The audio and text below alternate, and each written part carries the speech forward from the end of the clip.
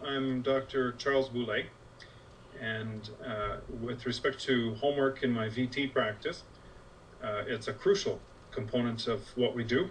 I work with primarily a rural community, people coming in from very far distances across Alberta and Western Canada, and as such I've had to adapt to their needs. The choice is either we work with these people or we don't. And so in many cases, what I have is parents acting as proxy therapists.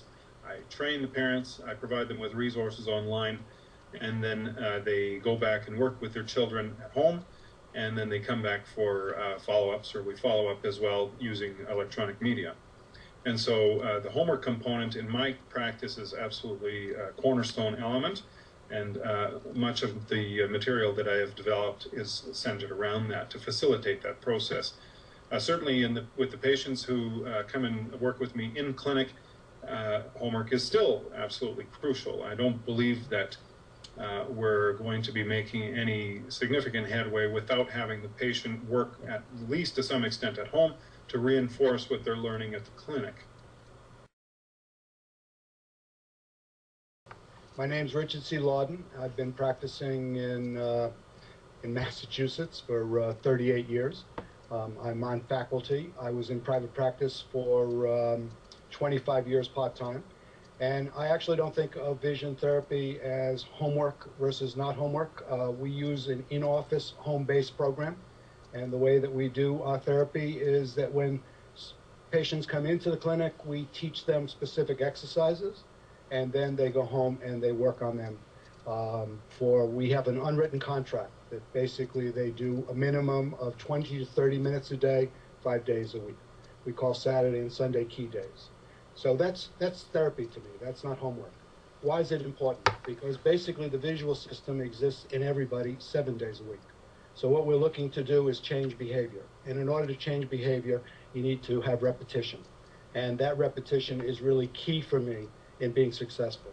The other issue is I work with students, and every 3 months I have a new group of students, and so when they come in, they have limited knowledge, and hopefully when they leave, they have more extensive knowledge, but they're only with me for 3 months.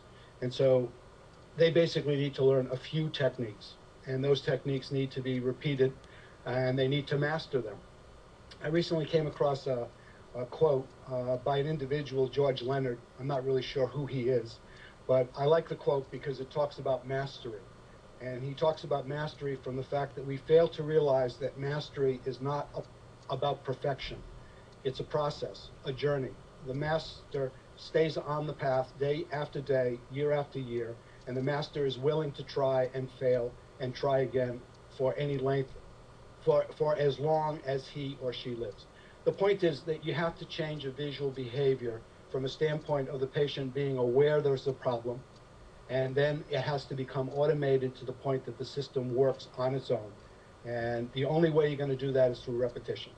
And so in my experience, vision training is not what I would call the most exciting experience on a day-to-day level, but as they learn the skill, and as they ingrain the skill, and as they function with that skill, that ultimately makes a difference in how they perform.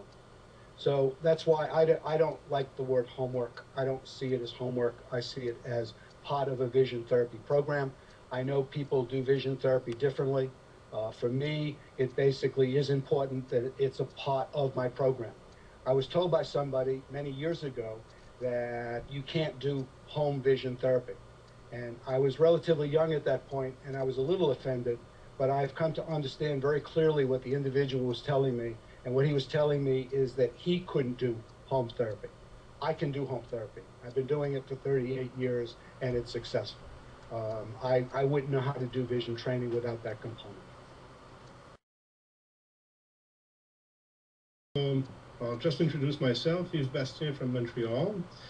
For specific cultural reasons, we can say that up here in Montreal, many optometrists tried the basic normal model of in-office training, and we all moved towards out-of-office training, mainly homeworks, which means home training, which works very well for us. And one of our study group members is Margaret Ronas, at one time worked in Bob Kraskin's office.